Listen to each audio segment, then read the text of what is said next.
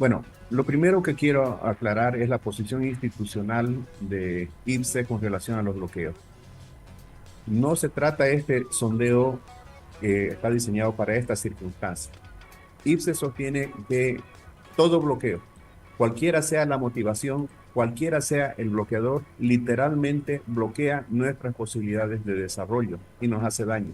Por esa razón, el año pasado, el directorio de nuestra institución nos pidió hacer un primer sondeo en base a 8 preguntas cerradas que se divulgaron a través de las redes sociales y para su respuesta libre.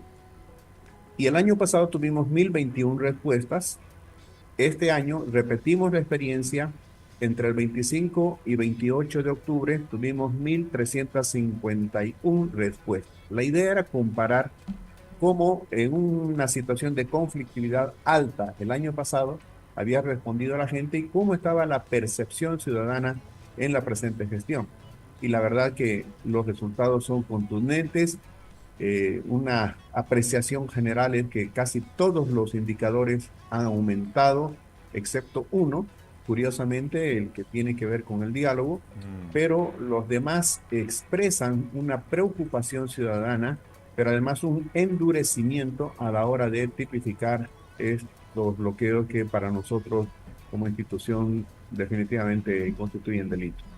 Gary, entonces, entre los resultados del año pasado y los de ahora, de la reciente consulta, hay una variación. Primera conclusión, ha aumentado la respuesta de la gente que está en contra de los bloqueos. Además, por lo que veo, es altísima, ¿no? El año pasado creo que estaba en 95, ahora subió más la gente que repudia los bloqueos. Así es, son 8 las preguntas. La primera, si está de acuerdo la gente con que los bloqueos en una medida de presión, sube del 95 al 96%. La gente, cuando se le pregunta si debería primar el diálogo en vez de bloquear, aquí tenemos la única baja del 98% el año pasado a 96%.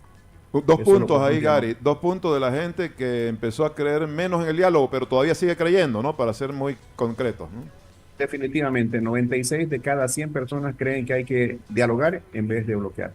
La Sí. tercera, de que si el bloquear va contra el derecho humano de la libre circulación del trabajo, ahí no hay duda. 98% dicen que sí, supera en 1% a el resultado del año pasado.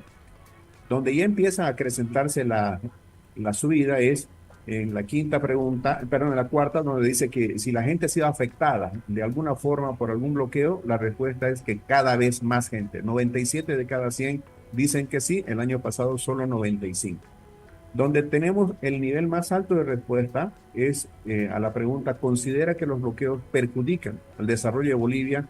El año pasado, 98 de cada 100 dijeron que sí, ahora 99%. La siguiente pregunta, ¿cree usted que los bloqueos dañan la imagen internacional del país? Se mantiene en 98%, tanto el resultado del año pasado como el de ahora.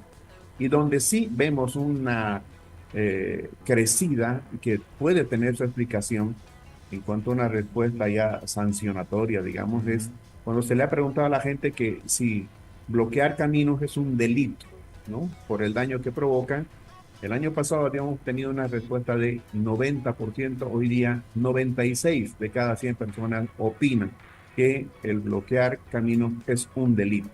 Y con relación a esto se le preguntó si estaría de acuerdo que se sancione a los bloqueadores y aquí es donde se da un disparón.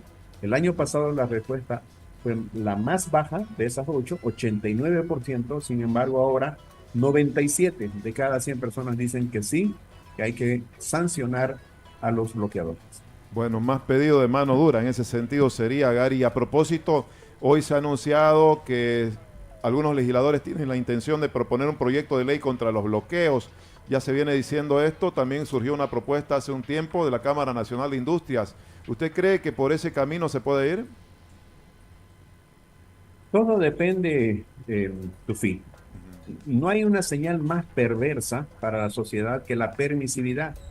El Código Penal establece con claridad que hay castigos de 2 a 8 años de reclusión para los bloqueadores cuando se constate que ha habido un daño, por ejemplo, a la circulación del transporte público. Y claramente la gente no puede ir de un lado a otro lado sin toparse con esa gente violenta que le impide su paso. Entonces, ¿de qué nos sirve tener normas? ¿De qué nos sirve tener leyes? ¿De qué nos sirve tener instituciones? Y esa es una pregunta que esta mañana lanzábamos en la conferencia de prensa como una preocupación si no se cumplen. Las autoridades cuando juran en sus cargos, solemnemente dicen que van a cumplir y hacer cumplir las leyes. Y eso no está pasando. Entonces, en la permisividad, en la repetición del hecho, se crea una cultura del bloqueo que es totalmente perniciosa, porque se le está diciendo a la sociedad, hay esta norma, hay esta institución que tiene que precautelar el orden, hay estas entidades que tienen que garantizar los derechos ciudadanos y no se lo hace. Entonces, ¿qué es lo que mucha gente entiende?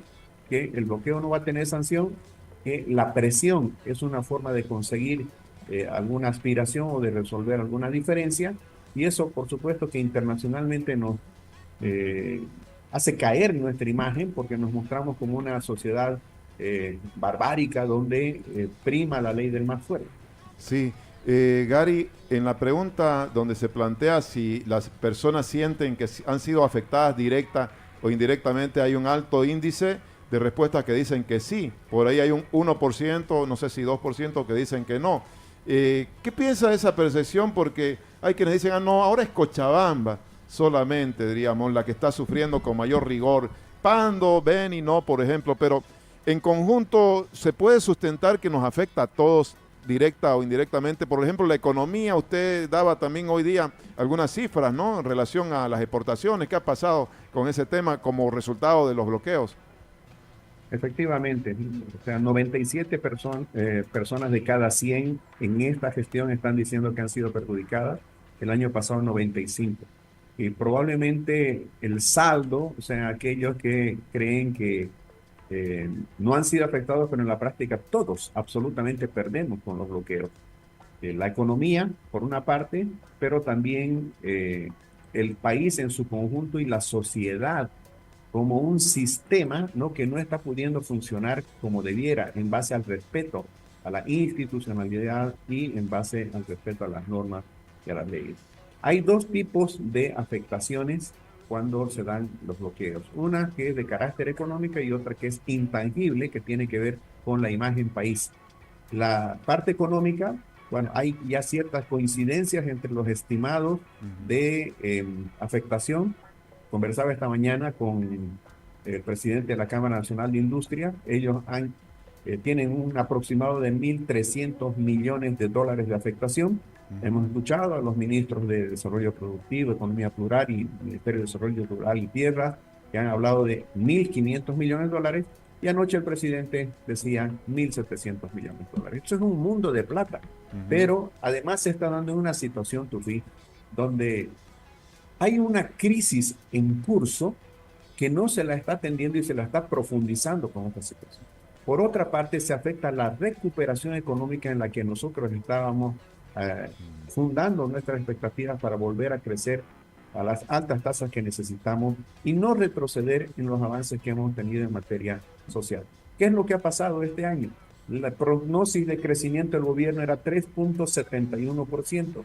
En el primer trimestre apenas crecimos 1.31%. O sea, es imposible llegar a la cifra de 3,71% porque la conflictividad es de tal naturaleza, por una parte, y los problemas internos que tenemos, el dólar escaso, la inflación que se está disparando, esta incertidumbre, esta conflictividad que tiende a aumentar, todo eso desestimula al inversionista a emprender nuevos negocios o a reinvertir. Pero además nos perjudica desde el punto de vista del comercio exterior por doble partida. Las exportaciones sufren como también las importaciones y de estas últimas dependemos, por ejemplo, en cuanto a combustibles, bienes de capital, equipos de transporte, insumos, que implican no poder producir más bienes, servicios, no poder comerciar más y todo esto va a tener un impacto negativo desde el punto de vista económico. Solo para que tenga idea, Tufi. Sí. En 8 meses, entre enero y agosto, que es el último dato reportado por el INE, las exportaciones habían caído ya 1.500 millones de dólares. Ujú. En el momento cuando más necesitamos traer dólares para que esta divisa no se dispare, para que no se encarezca la importación, para que no haya una inflación de costo el día de mañana, se da esta situación de bloqueo que significa un golpe a nuestros exportadores. Sí. Pero las exportaciones también, las importaciones, Tufi, Ujú. han caído en 1.000 millones de dólares. ¿Qué es lo que más ha caído? Equipos de transporte que se utilizan para la producción, los insumos, bienes de capital. ¿Ah? Estamos hablando de una caída solamente en estos tres rubros de más de 800 millones de dólares. Entonces, si esta es la afectación económica, nos va a ir mal. Le va a afectar eso al bolsillo de la gente. Los precios van a seguir subiendo y la vamos a pasar mal. Desde el punto de vista de la afectación intangible, está nuestra Claro, eh, imagen país, que lo dije en algún medio, está por los suelos. claro. Lamentablemente nos proyectamos como una sociedad altamente conflictiva que no sabe resolver sus aspiraciones o diferencias a través de la vía del diálogo, sino por la vía de la fuerza. Gracias, Gary. Le iba a preguntar, usted mencionó una cifra la semana pasada de una posible inflación hasta fin de año, si no me equivoco, de 7%. Hoy veía una encuesta de Si es Mori, donde la gente percibe que va a ir subiendo, bueno, va a ir aumentando el índice inflacionario.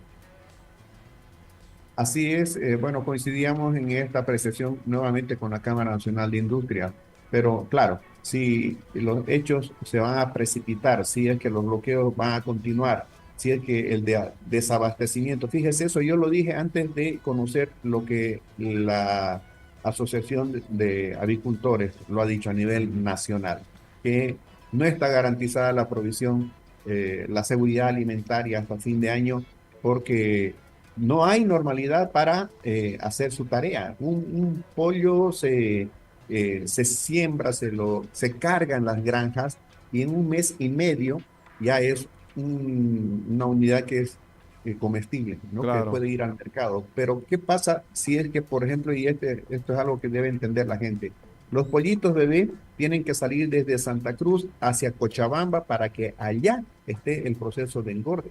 Si no pueden salir los pollitos de Santa Cruz, hay un doble efecto pernicioso. En Cochabamba no se van a cargar las granjas, no va a haber suficiente oferta el día de mañana, se afecta a los productores, se afecta a los consumidores porque va a subir el precio. ¿Qué pasa en Santa Cruz? Si no salen los pollitos, hay dos posibilidades.